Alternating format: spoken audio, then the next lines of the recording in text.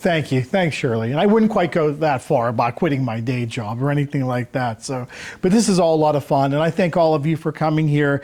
Shirley and I were talking before, and the different places I've spoken, Ligonier Valley is always going to be special because this was the first one last summer. I was speaking on July 1st, 2025, which is the anniversary of the first day of the Battle of Gettysburg. So I was doing a talk about Winfield Scott Hancock and the Second Corps of at Gettysburg. So it's an honor to be back. Before we really get deep into 1777, which is not the beginning and it's not the end of the Revolutionary War, it does help to look at where we were at the end of 1776, which, as we celebrate America 250, and that's such a great year to look at the Declaration of Independence and things of that nature, it's still, boy, we have to look at militarily, the political situation, the international situation that we found ourselves in, and it was definitely challenging. I heard a historian say the move to independence was basically on life support at this point, going into Washington's famous crossing of the Delaware on Christmas 1776. So we're barely hanging on. We're with the skin of our teeth. I think the British thought that they had us probably beat at this point. However, we want to salvage, we want to resuscitate, we want to redirect, we want to reinvigorate, whatever word you want to use. How do we improve our situation before this whole thing completely falls apart? So the military situation's dire. Basically, Washington had been defeated in New York City throughout from the summer on into the end of 1776. Battles you may have heard of like White Plains, Brooklyn or Long Island, it goes by both names, Harlem Heights, Fort Washington. Things aren't going well whatsoever in New York City. Washington will get pushed across with his army across New Jersey towards Pennsylvania during November and December, which is how he kind of ends up in Pennsylvania for the crossing. The army which Washington was leading had about 24,000. Now it's down to about 6,000 effective soldiers. It really looks bad at this point. It isn't just killed, wounded, captured, missing. It's also going to be the two Ds, as I call them, disease and desertion. And those two are taking out people left and right. So much so that Thomas Paine, who you may be familiar with him writing Common Sense, framing the actual argument for American independence in the face of the British, will now pen The American Crisis, the famous pamphlet, which these are times that try men's souls. This is in December of 1776. The summer soldier and sunshine patriot will shrink at this time. But if you could stick with this, we can actually do something that's great for the entire world down the road. Washington will have part of the American Crisis read out loud to his soldiers in December before the actual crossing. So, that's the desperation level that we're at here. It's not good. The political situation, we have what we call an irreversible commitment that we have to the cause. The people that were really passionate in Boston and the New England states for independence, they're all in. But now guess what? All of us are all in. We don't want to go back to just being a colony where we're not taxed without representation. Please just treat us right. This isn't the way it was before 1763. We don't want to go back to that. We want autonomy. We want independence. And this is going to be something where, if we would go back and say, okay, fine, we just want to be part of England again, you lose those people that were your most passionate, that had the most vigor for the cause. So we're fully committed at this point. The Continental Congress, I should mention them because they were based in Philadelphia, is going to have to retreat to Baltimore once Washington's getting chased across New Jersey, they go to Baltimore until March of 1777, where then they do return to Philadelphia. But guess what? 6 months later, they have to flee to eventually York, Pennsylvania. But for one day, the capital of the United States, Lancaster, Pennsylvania. Anybody ever been to Lancaster before? That's Amish country, but that was actually our capital for one day. Then they have to move further east. Okay, the international situation, we're gaining support. The French are they so much, I think, did not like England that they're partially under the table helping a little bit. Not officially. King Louis XVI needs to see more, before he's fully in. The aristocracy of France needs to see more. And we have an ace up our sleeve. One of the greatest Americans, Benjamin Franklin, has been sent to Paris in December of 1776, trying to leverage any commitment he can from the actual French. Will you please help us? We are going to win this, I promise. He's probably the only person that has just as hard a job as George Washington, because we're not giving him much to really live off of here at this point. So the three main areas I want to focus on. When you talk 1777, you do have to start with the last week of 1776, which is going to be the Christmas crossing, both battles of Trenton, and then, of course, the Battle of Princeton, which I'm going to focus on, which has some cool stuff in it, too, with Hugh Mercer. Some of you may have seen Shirley's sign out front with Hugh Mercer. And if there's any Alexander Hamilton fans out there, there's some Hamilton work in there, too. That's the real turning point that I think most people agree on, the Battle of Saratoga, or should I say battles. 18 days apart, basically in the same spot. We're going to talk about how the British had a great plan on paper, totally falls apart. Finally, I want to talk about, in Valley Forge is something where, yeah, there's a lot of bad. The suffering and death that actually occurs there, nobody would say that was good, but there's some amazing things that happen there too, like Washington's smallpox inoculation that most people are not aware of, and von Steuben's training of those troops. That army comes out of Valley Forge ready to go. And Spencer and I were just talking about the Battle of Monmouth Courthouse not too long ago, where I don't know if we would have been able to stand toe-to-toe with the British had it not been for what happened at Valley Forge and the training they received. Finally, about 10 minutes, less than 2 miles from where we are sitting right now, Fort Preservation will be constructed in the fall of 1777 for a couple different reasons. But that was something where most people, I think, in writings that you look at from that time period, I can't tell, are you talking about Fort Ligonier or are you talking about Fort Preservation? Because Fort Ligonier by 1766 is basically in disrepair and not really manned. Fort Preservation is just built not far from there at that time. Okay. If we have time, we'll have time for questions at the end. So let me go through, spend a little bit of time on each one of these topics. But I want to start, like I said, with Princeton. That's the end of the 10 crucial days. Washington I think he realizes we need to change the course of the war. And I don't know when he decided about that Christmas crossing on December 25th to surprise the Hessians or the German troops fighting with the British, but he does change the course of the war. So when Washington's able to cross, the first Battle of Trenton is simply the surprise attack on the Hessians on December 26th. Close to 1,000 Hessians are captured at this actual battle, and then I think the British realize, oh wait, they're not going into winter quarters yet, we've got to be on our toes. Before you get to the actual Battle of Princeton on January 3rd, a couple other things happen. And they're happening with what I just said a minute ago, the Army at its lowest point. 6,000 soldiers, basically down to basically a fourth of what they were several months before. On December 30th, I think Washington learns a terrible fact, and this is something I think he should get more credit for. Most of his men that were enlisted, their enlistment expired on December 31st at the end of the year. Meaning, if we don't do something now, not only are we going to go into winter quarters, but over half of these guys go home. And they're not deserting. They actually are leaving. They can go home.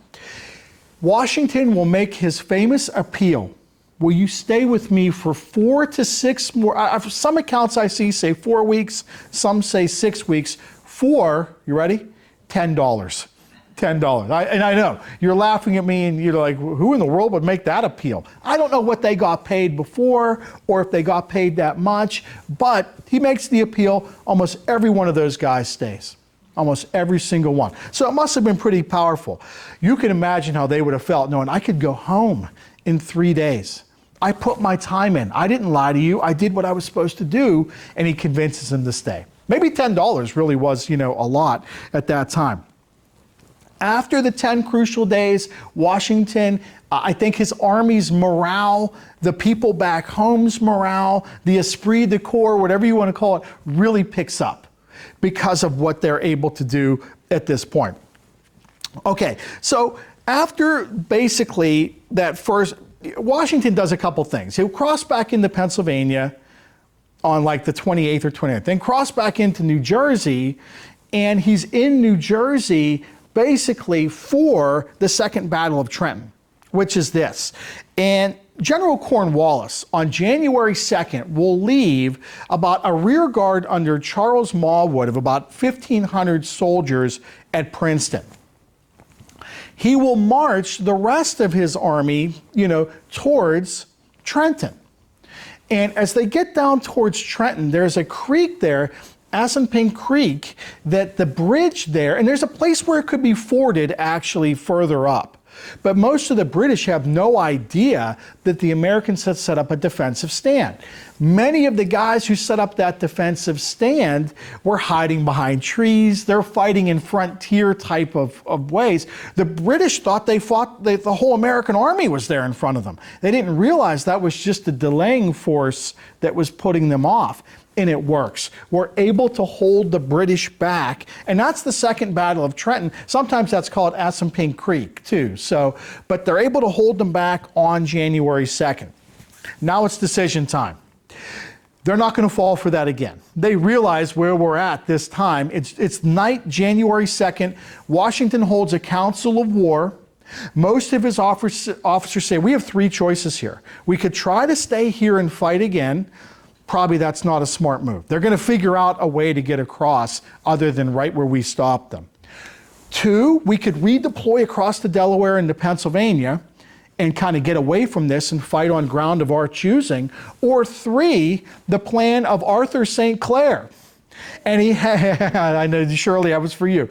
Arthur St. Clair had some information from spies. One of them we think was a student at the College of New Jersey. One of them was someone else that was had a butcher shop where he talked to British people and they thought he was a loyalist. Meanwhile, he was turning around and telling them, here's where the British troops are, here's where their movements and patrols are, and telling the Americans this. They call that the cattle, if you ever hear of the Cadwalader map, that map that they give, Arthur St. Clair says, wait a minute, this road is completely going to be undefended back here. So here we are.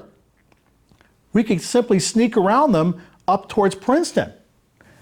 Why don't we do that?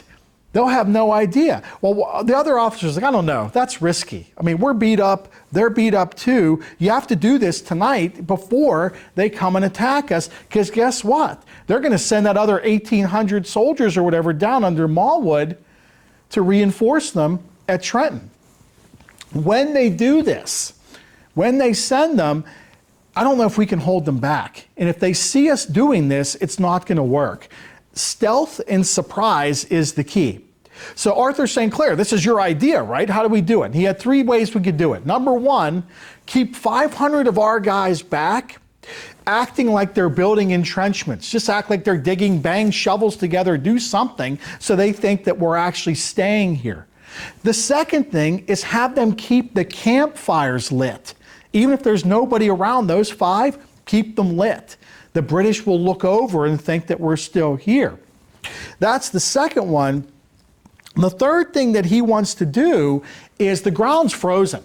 Take those wheels on the wagons and the artillery trains and wrap them with straw, hay, anything. I had heard blankets, but I think blankets were too hard to come by, so it probably would have been like straw or something, so they're quieter. They can't hear us actually leave. It works. So they're able to actually leave stealth, by surprise, get onto this road, and then Mallwood's coming down this way. And at some point in the morning, Washington says, I got off on a late start. I wanted to be up at Princeton by daylight and already have taken that garrison.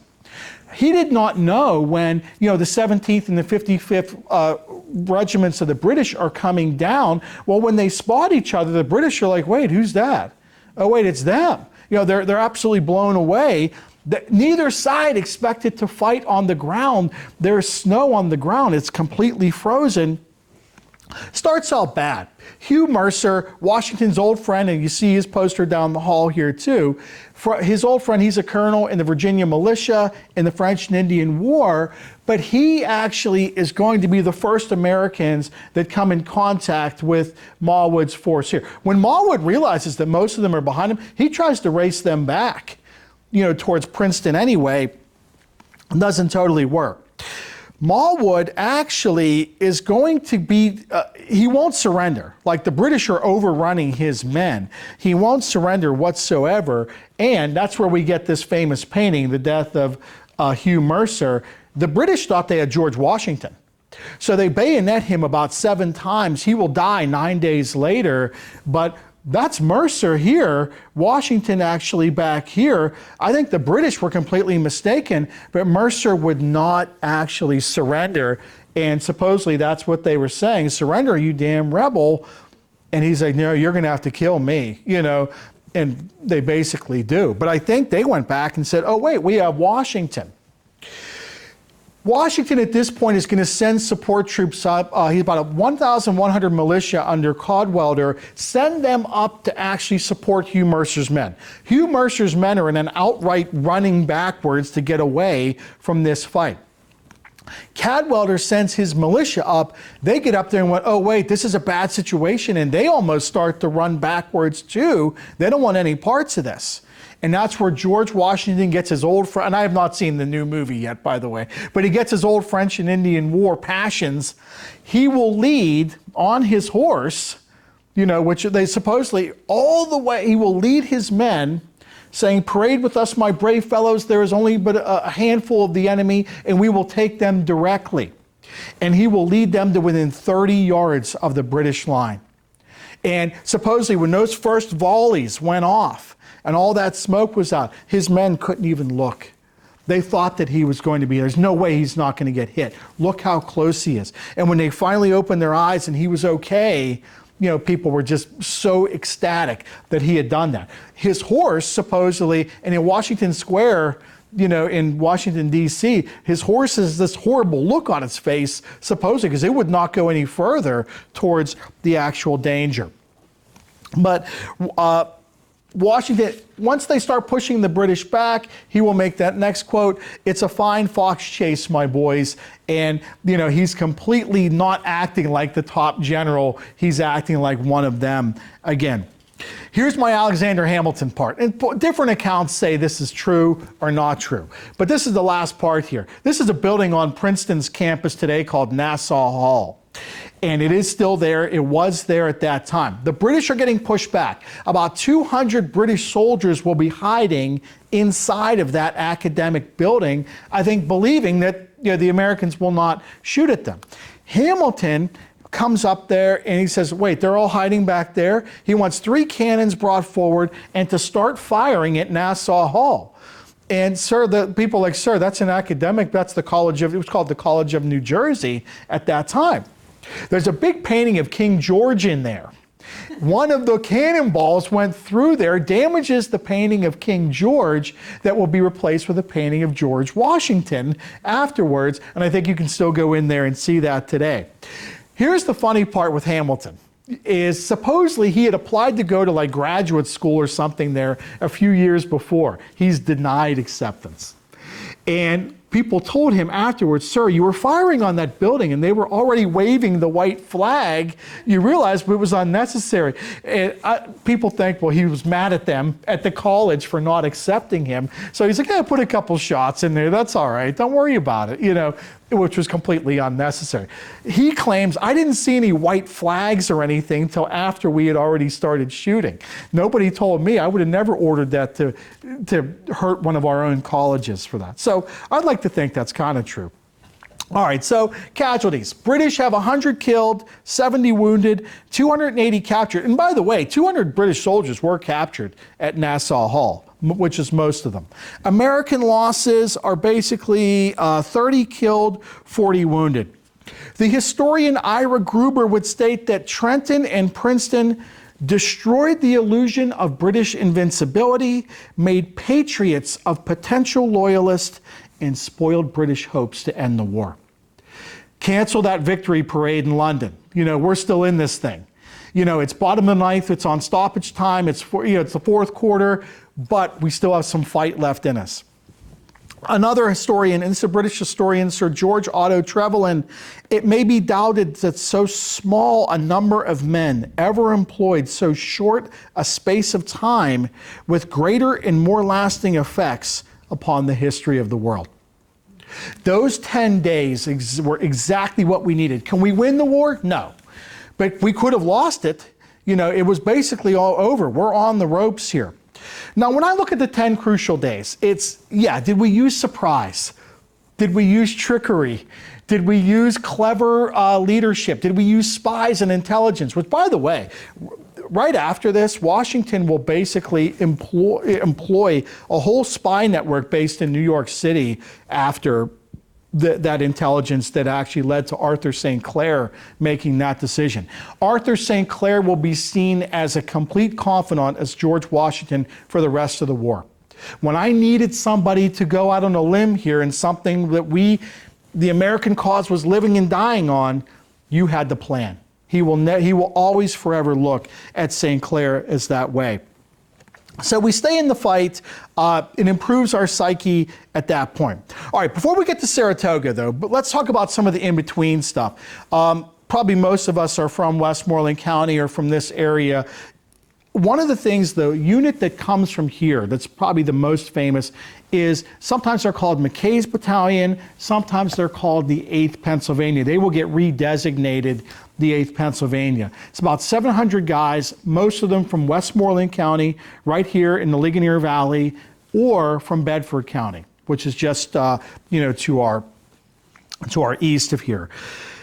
They will begin their march. Now, these guys are recruited for frontier defense, and they will be assembled in Katanning, and on January 6th, 3 days after this, they begin a 300-mile march through the winter across Pennsylvania. I have trouble driving across Pennsylvania. These guys did it on foot. A lot of them died along the way, including Colonel McKay and his second-in-command, an officer with the last name of Wilson, but they will begin their march at that time. What happens actually in New York is the British will go into their winter quarters in New Brunswick, Perth Amboy, and New York City.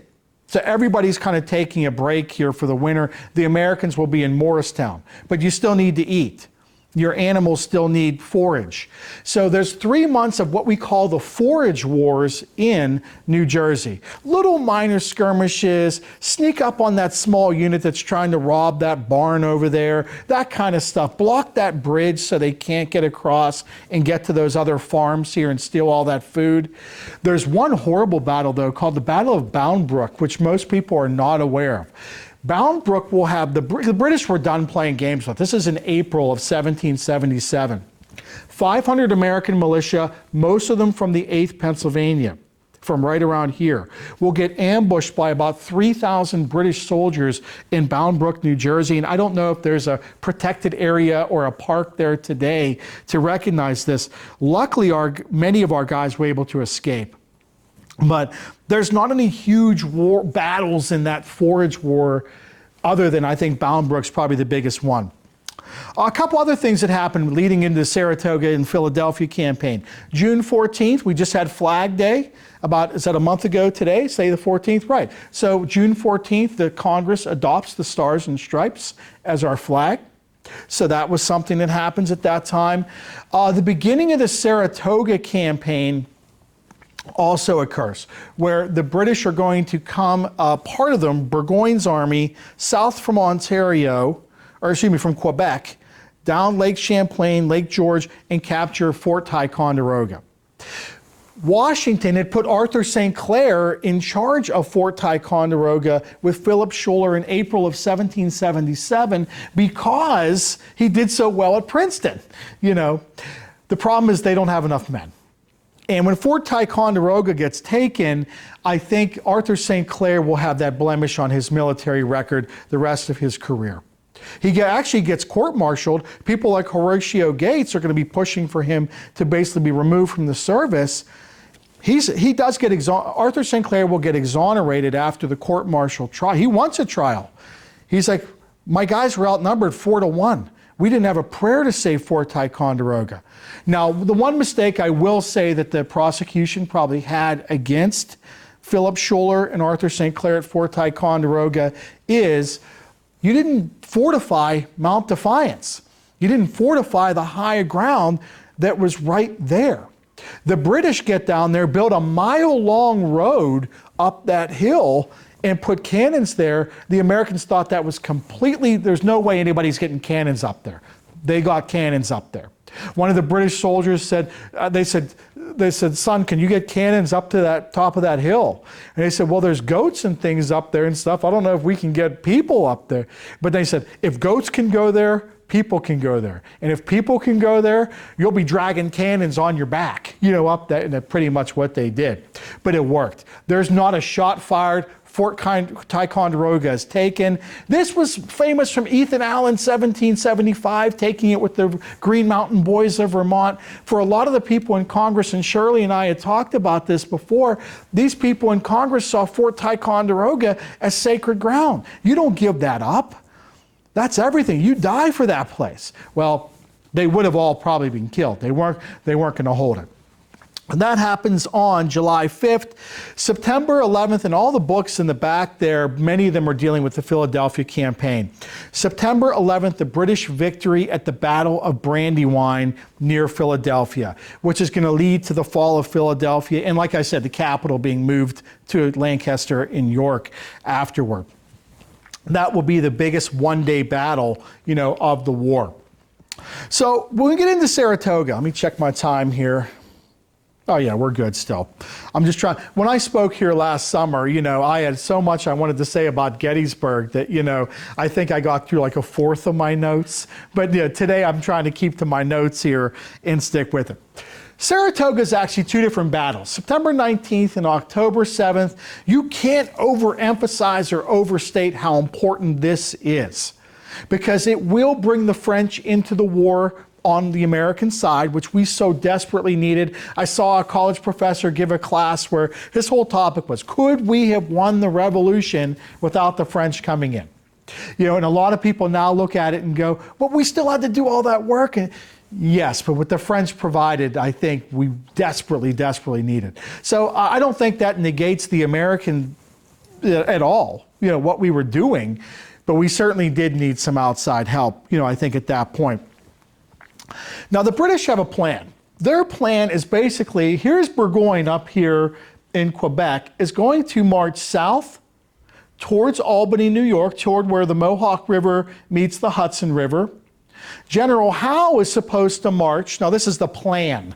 Howe is supposed to march from New York City, it's about 60 miles north, to Albany, and General St. Leger is supposed to leave from Fort Oswego on Lake Ontario and come across the Mohawk Valley, and everybody in the British side is supposed to meet here. We want to cut off the New England colonies from the rest of America. The war's been going on for 2 years. We basically, this is our main problem, people up here. That's who needs to be separated. We got Loyalists and Quakers here in Pennsylvania. We've got Loyalists in the South.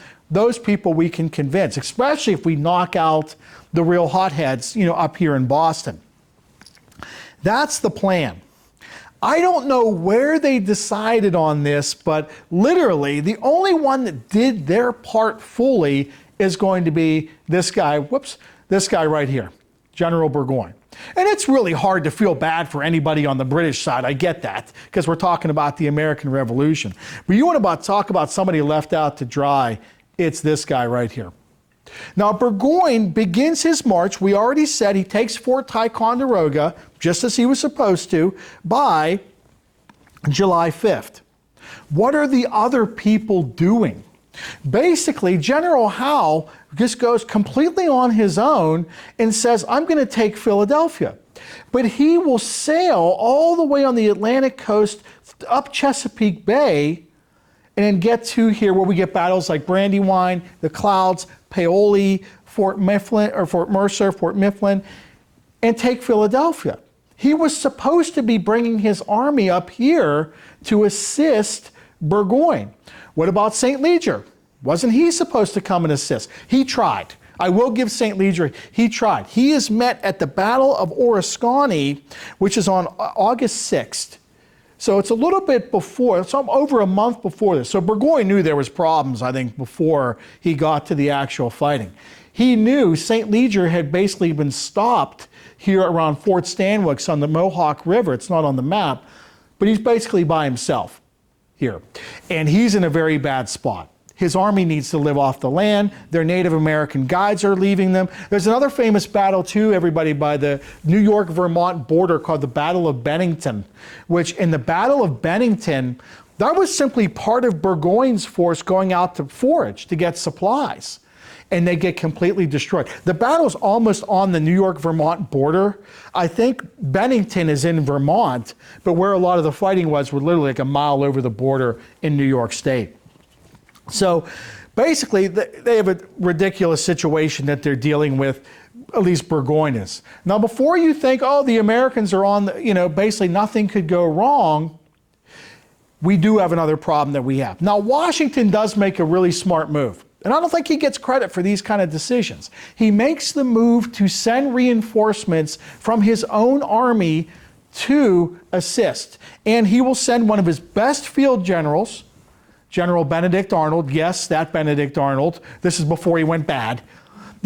We send Benedict Arnold. We will send Daniel Morgan's riflemen, which, by the way, a lot of these guys, from here, you look at their pension records, they were applying for a land grant or a pension in 1818, 1830. They still were like, I was one of the guys that got picked on Morgan's rifles to actually go and attack John Burgoyne. Like, I was that good of a shot. They're saying this 45 years later. That's how proud they actually were. So Washington will strategically reinforce, he'll weaken his own army to assist General Horatio Gates. And Gates had basically replaced Philip Schuyler in the north. And Arthur St. Clair, obviously. Gates really wants Arthur, he was horrible to Arthur St. Clair about Fort Ticonderoga. All right, let me see where I'm at here, make sure I'm not skipping anything. Benedict Arnold is probably our best field officer. He's certainly our most aggressive. Horatio Gates is old school. Build up defenses, build up entrenchments, make them attack you. Don't do anything silly and expose yourself unnecessarily. Arnold's not like that. Gates is in command. So Arnold's going to actually ask for this. But I think when I read an account, it said these guys had a military different way of looking at things and a personal problem with each other. I don't like how you tuck your shirt in. I don't like how you eat your cereal. I don't like how you put your hat on. I think it was literally like that. But they're being respectful to each other and everything seems to be going relatively smooth, at least at the beginning. I think that when we look at the defenses that they build, this is called Bemis Heights. This is the high ground not far south of, look at the big map. Here's Bemis Heights here, Fort Ticonderoga here, and then Saratoga actually is just in between the two right here in the Hudson Valley. Bemis Heights is where we have our main defense system. The British are coming down. Now, this areas are wooded, rocky, highland areas. To the left, to the American left flank, so our left, looking this way, is going to be the area that actually Benedict Arnold thinks is going to be the most vulnerable. If I was going to attack our position, I wouldn't attack right there. not where they could see all your cannons and all the stuff you have built up. I'm going to attack you over here. So that's when you look, here's Bemis Heights, here's the Americans moving to the left. Benedict Arnold, ask permission, may I move my men over to the left flank? I think the British might attack us on that side. On September 19th, the British do. Arnold was right. He pulls his men over to the left, and that's where the attack actually comes. So the first battle is on September 19th.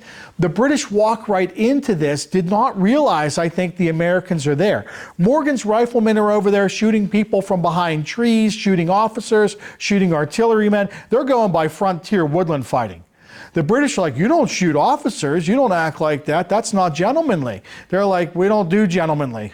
This is war, you know, so they had actually shot so many officers and so many artillerymen that the Americans were able to take over the British position, basically, and then it kind of goes back and forth all day until the dark. Now, do the British take the field? Yes.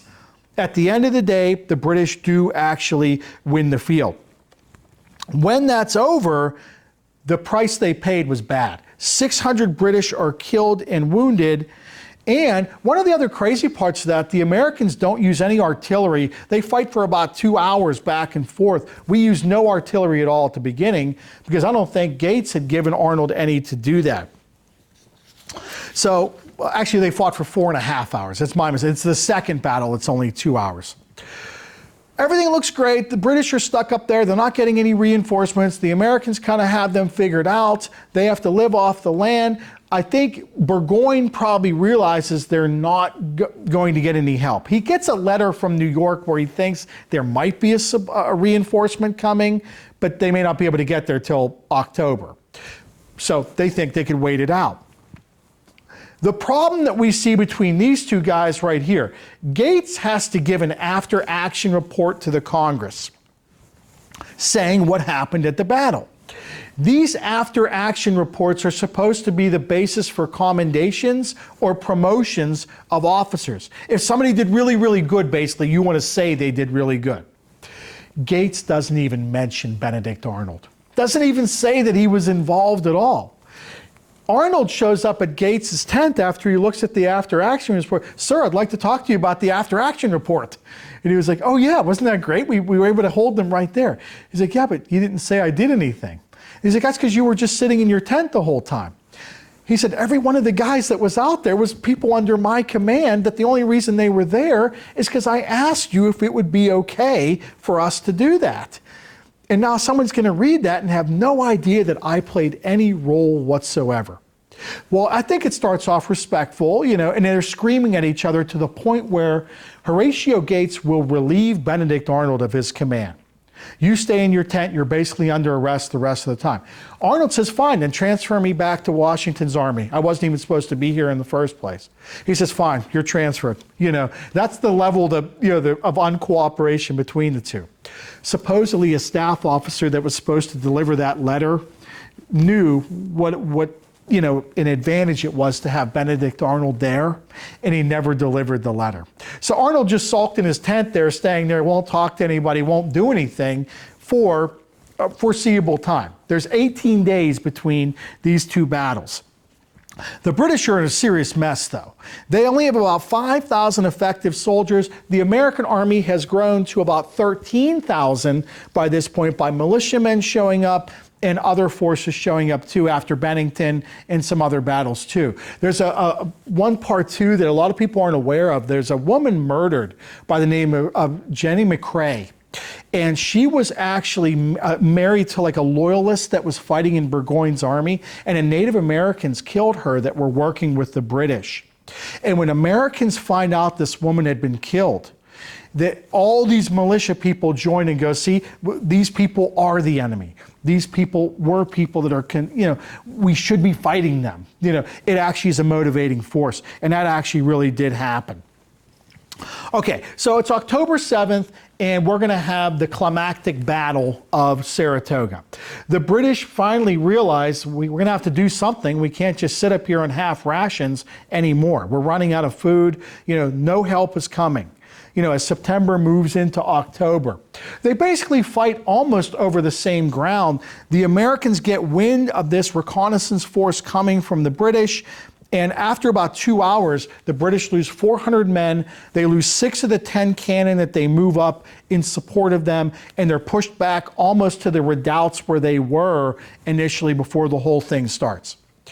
When that happens, they don't totally surrender till October 19th. But a couple other cool stories about Second Saratoga. Burgoyne's almost like what happened to Washington at the Battle of Monongahela. He gets his jacket hit 3 times, his hat hit. How many knew this about, Braddock's defeat, which we just had the anniversary of? Washington almost should have been killed. The Native Americans were giving him nicknames, like this guy is like a shield or something around him. That happens to Burgoyne at that battle. But the other great part to the battle is supposedly when it starts, Benedict Arnold stayed in his tent for 1 hour, but he was drinking and he was upset. And I'm not sitting here while my guys are out there while they could do something else great that nobody says anything about me.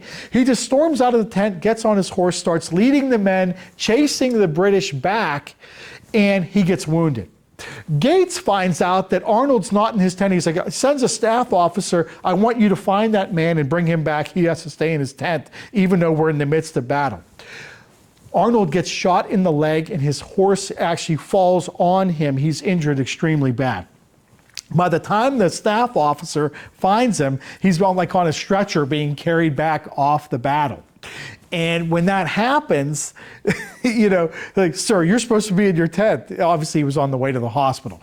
Arnold will survive, obviously, that wound, but it will take him about 5 months to recover, which I'm going to mention in a second what happens.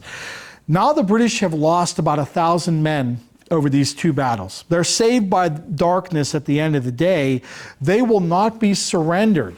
They will not be exchanged for the entire rest of the war. Initially, Gates was going to say, hey, your army surrenders, go back to England. You guys just cannot fight anymore here. Congress finds out and says, no way, we're not giving them out that easy. They end up spending the rest of the war in Charlottesville, Virginia. Burgoyne actually, supposedly, and somebody at the other library told me this story. I'm going to say it anyway, so I know we're being recorded. But we didn't have an officer of the level of Burgoyne to exchange. Hey, we have a general, you have a general, exchange them. There was no American general that was captured. 1,000 American prisoners of war off those terrible prison ships supposedly were actually, exchanged for Burgoyne to go back. And Burgoyne gets basically blamed for the entire Saratoga problem, the defeat. And I think he's left out to dry kind of at that point. If I could get real evidence of that exchange, I'm looking for it. But I'd like to believe, what the people had told me. Okay, after the British loss at Saratoga, Horatio Gates has a very short-lived but a widespread campaign to replace George Washington as commander-in-chief. A British officer, to quote him, would say, "The courage and obstinacy with which the Americans fought were the astonishment of everyone, and now we became fully convinced that they are not the contemptible enemy we had hitherto imagined them, incapable of standing a regular engagement, and that they would only fight behind strong and powerful works." That's the British saying it. So the Americans are really, really celebrating it, but they kind of realize these guys are a little bit more our equals than we had thought before. Arnold will have his seniority restored, but in that 5-month period that he's recovering in eastern Pennsylvania near Philadelphia, we believe he begins his correspondence with the British. 1779, he will marry a woman named Peggy Shippen, who we know was a loyalist. By 1780, he's basically giving away, West Point, the fort at West Point. But we don't know exactly when he does this, but it's very, very short, probably in that time. But the really good thing that comes out of Saratoga is the French will come to our aid. Louis XVI will sign the Treaty of Alliance. They will send 12,000 soldiers. They will send some great officers like Lafayette, like Rochambeau. They will send over 60 ships, the use of their navy, which we did not really have, artillery, which when we get to Yorktown is going to be essential, and the gun crews to actually man them. We got a lot of frontier guys that are great. They're not good at understanding parallel trenches and European-style artillery. The French are able to help us with that. Okay, so let's talk Philadelphia campaign, and then we'll just get into a little bit on fort preservation. So this, there's probably 10 books in the back there behind Michael that actually have information on the Philadelphia campaign. But when you look at the Philadelphia campaign, Brandywine opens the door for the British to do this. It's a battle where you have virtually equal numbers on each side. The British are able to flank Washington, thanks to the fog, as Spencer and I were talking about. We don't see them actually coming onto the side. Other battles like the Paoli, I call it the Paoli Massacre. They snuck up on them at night, basically while they were sleeping with bayonets. You know, about 280 Americans are killed, wounded, or captured at Paoli. But you also have, you know, the fall of Fort Mifflin and Fort Mercer in October and November of 1777. Washington will be forced to move out of Philadelphia about 20 miles to Valley Forge. Has anyone ever been to Valley Forge before, or the King of Prussia Mall, which is right there too? I went to the King of Prussia Mall because kind of had to. But 2,000 of these little log huts are going to be built for the soldiers that are there. I don't want you to think of Valley Forge as something that's a complete negative. I see it as a time of transformation. When Baron von Steuben actually shows up, he actually has a lot of great suggestions about, you know, why your guys are all getting typhus, typhoid, dysentery, you know, all these diseases. You don't have the bathroom set up right next to the kitchen like that. When people get sick in the hospital should not be right by where all these other people. Things of that nature, which might seem common sense to you and me, actually end up being things that, you know, von Steuben's just shaking his head like, I can't believe you're doing this.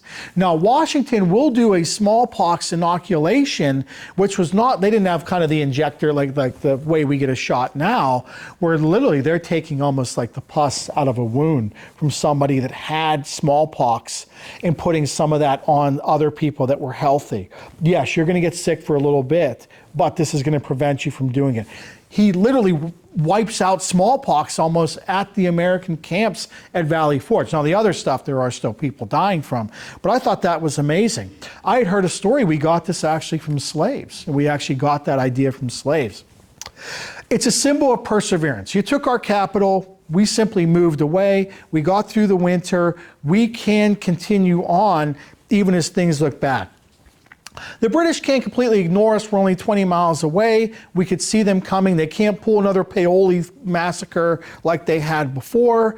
It sets up the foundation for victory. The American training that we will do. Von Steuben will say, I'm going to train these 100 people. You're going to turn around and train 100 people each, and we can turn this army around. You will understand how to use a bayonet. You will understand what to do when somebody comes at you with one.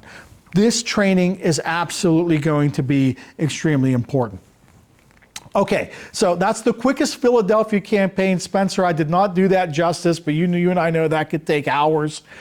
Let's talk about what's going on right here in the Ligonier Valley in 1777. When you hear the nickname the Bloody Sevens talking about this year, I often think of the people living in the frontier, which we are at right now. You are west of the Alleghenies. You're west of the Appalachian Mountains. You are basically not fighting these big battles like Brandywine, Bunker Hill, Saratoga. You are actually fighting Native Americans who are going to be fully aided by the British, you know, to fight the American colonists. And these are people that there's almost no distinction between a civilian and a militiaman at all. It's all out brutal war. Your fields are how you eat. That's where you grow all your food. Fine, we'll burn all that. That's where you keep all the animals for the winter. We're going to destroy that and kill the animals too. Men, women, children, doesn't matter. People taken hostage, never seen again, doesn't matter. This was a very, the war in the frontier is nothing like what was happening in these large-scale battles. These guys that were hesitant to join the army, I think they're hesitant because if I leave, that leaves my family. There's nobody there to protect them. Finally, in October, November, Fort Preservation will be built. And it's literally almost connected to what you see as Fort Ligonier down the street, but it's got a couple different purposes. Obviously, civilian and militia protection. We are right between Fort Bedford and Fort Pitt. We need a way to make sure supplies can move through here, and this is a safe spot to actually stop them. It's about 220 feet by 110 feet with 12 log huts, and people at any sign of there actually being a Native American threat will come to the fort. It had a source of water. It was terrible in terms of building it because of the flooding that actually occurs there. And I think that one thing that when people look at frontier forts, whether it be Fort Palmer, Fort Henry and Wheeling, Fort McIntosh and Beaver we were talking about earlier, or even Fort Pitt, in Pittsburgh. These are going to be places that are so important after the Revolution, because after Yorktown, there's still a lot of fighting with Native Americans in the West. The resilient people that actually had the courage to say, yes, you just murdered 3 of my neighbors and ruined their farms, I'm not leaving. That takes a lot for somebody to do that. You could have left, and some people did, but a lot of people said, I'm fortifying my house, I'll fight to the death to stay here, and guess what? When this war is over and all you people want to move into the west of the mountains, we will have basically the foothold already here. Native Americans looked at this and they go back to Jumonville and Fort Necessity, 1754, up to the Battle of Fallen Timbers in 1794, and they see it as 40 long years of war. They don't care what you call it, the French and Indian War, the Revolutionary War, the 7 Years' War. They see this as one long war for them to preserve their land. So it's absolutely unbelievable. Now, the Daughters of the American Revolution, and I know Shirley's part of that, through 2021 to 2024 had an amazing campaign to actually put this marker and this bench not far from here and not far from the location where Fort Preservation was at. I saw Kathy Hugo give a presentation at Latrobe Historical Society this week, and she actually had mentioned, the fundraising for that eventually had to be thousands of dollars to do this, started with selling cookbooks. And we raised our first $300 through selling cookbooks, and then it just kind of ballooned from there. The legwork that these people put in, and I think the Daughters of the American Revolution, their motto, patriotism, preservation, education. I can't think of a better example than this project that put forth. And when I was reading the description, I loved it because I'm a planner person. I'm an organized person. I try to be organized. They said, in honor of America 250, we're going to start this project for the Fort Preservation marker and the bench, aside from all the work they do preserving cemeteries and grave sites, in the area too. But they started the America 250 project in 2021. I mean, that's incredible. Forward thinking. Oh, and by the way, we have to come up with all the money in the plan, and get the location and all that set. So absolutely unbelievable stuff. Sorry, that was Fort Henry stuff there. So in conclusion, guys, I know we're just about in an hour, and we could do some questions too, Shirley, if you're okay. 1777, it's not the end. It's not the beginning of the end, but it's the end of the beginning. I'm stealing Sir Winston Churchill's line there about the Battle of Britain. This is something that Americans needed to see. The word is out that the French are going to help the Americans, and we basically can win this thing. This isn't just your little colonial uprising that fails and it'll be one sentence in a book one day. No, we have this. Some of our leaders have their finest moments or their worst moments at this particular year. Whether we're talking about Arthur St. Clair, his finest moment at Princeton, or maybe you look at what happened at Fort Ticonderoga and say, hey, that was a terrible mistake. Benedict Arnold has some of his best moments. Then, of course, he has his probably worst moments in the end of that year leading up to his betrayal to the country. These are decisive. These are critically timed. These are paradigm shifting. It's a mindset shift that has to happen for America to continue, for the American idea of independence to move on. The world needs to see it. Americans need to see it. Soldiers need to see it. I think that's who it really helped, is the people that are living here. So before we take questions, guys, just thank you so much for coming. Thank you so much for keeping history alive. All of you are doing it just by coming to events like this. I thank you for your time and attention. It's always a pleasure, like I said, to talk to people other than I normally work with 8th graders, with 13 and 14-year-olds. And yeah, that was good. Yeah, your faces were like, oh, they're not going to be as into this, whether I'm doing cartwheels or something. I'm not on TikTok or anything like that, so I'm at a disadvantage there. But I love talking to people that are very, very enthusiastic like me about history. So I'm looking very much forward to the next time. I am going to speak at a couple other places too. Murraysville Community Library. It'll be a different topic. You don't have to hear the same bad jokes again.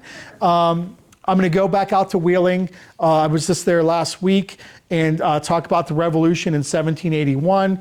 Bushy Run is having their annual reenactment coming up. Shirley and I were talking about. So Bushy Run, the weekend of Saturday, August 1st and 2nd. I think I'm going to speak for just a half hour, a short one, on August 1st at noon. And then back in my hometown of Monroeville on August 10th. So the Monroeville Public Library, where I may have gotten kicked out of story time or whatever when I was 4, but I'm actually ready to go back there. So, but hey, thank you guys very much. If anyone has questions, I can take those now. Oh, thank you. I do have a question. Sure. The information that you shared with us about Arthur St. Clair, where did you locate that? Which part, Shirley? Well, him figuring out the road that went up to Princeton. Well, I learned about the Council of War. And a lot of that Council of War was everyone saying we should just leave. We shouldn't even be involved in this. So Shirley's question was about Arthur St. Clair and where I got the information for that. But a lot of that's from the internet. Some of that is from just Revolutionary War books, but it basically will say that Arthur St. Clair was the one officer that would never take away the idea of using that back road, to actually surprise them. Other people that were, Arthur St. Clair is a brigade commander at that point. He's not real high, but he actually disagreed with some of the other guys of what they should do based on they called it a very fine gentleman was all, they never knew the name of the one spy that gave them the information. Now, a lot of that information went to Cadwalader, another brigade commander, particularly the map. St. Clair saw that map and said, absolutely, this is what we should do. So that's basically where I'm seeing it. And a lot of it's websites, Shirley, and things. And I think a lot of their sources they cite are from books, though. So. Yeah, I've been studying Arthur St. Clair since I was 6 years old. That's a long time. And, I knew that he suggested that back route. Right. And there was a couple other good stories about him at that time. Something like, the cannons were aimed at the Brits, and one of his lesser ranking officers said, well, what do we do? And he said, we'll blow them to hell. Right. And then there was one other thing. He was in a rooming house in Philadelphia with Dr. Benjamin Rush. Yeah, I think we talked. Go ahead. Yeah, tell it. And they said, and somebody yelled at the door, the British are coming. And St. Clair gets up out of bed, and Rush gets up and he says, what do we do? St. Clair takes his sword down off the wall and he says, well, we'll fight them, of course. Right. Yeah. But, those kind of stories, they're hearsay. Where do they come from? And I'd just like to have... I had one. I gave this presentation in Wheeling, West Virginia, and somebody raised their hand and asked about Arthur St. Clair does win his court-martial when he is exonerated after the Fort Ticonderoga part. And a famous American engineer of Polish descent, Kosciuszko, who many of you may have heard of, there's a monument at West Point named after him. Supposedly, Kosciuszko had told Arthur St. Clair and Philip Schuyler at Fort Ticonderoga that Mount Defiance could actually be used against us.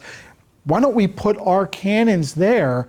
And it was St. Clair that said that he did not think they could get cannons up there effectively, and it was not worth doing. There was enough trees and stuff. And he had said, did that come into play?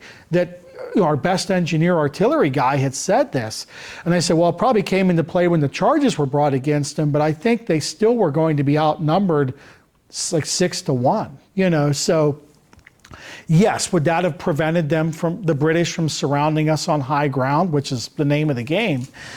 It would have, but it wouldn't have escaped the fact that you basically have 2,000 people and they have 8,000. At that point, there was about 8,000 with Burgoyne coming. So this is before Bennington and so on. So, but no, hey guys, thank you very much for coming. There's cookies and drinks in the back. Thank you.